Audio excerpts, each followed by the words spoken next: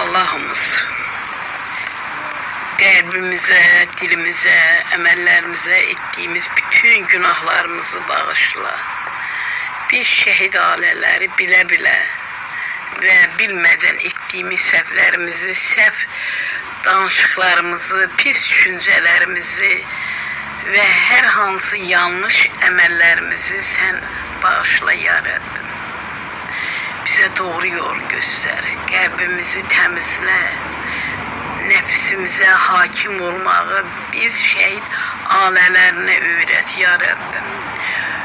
Günahlarımızdan tövbe etmeyi ve sana yönelmeyi bize yardım et. Biz şehit ailelerine ya Rabbim, her şey senin üzerinden. Bizi doğru yola yönelt.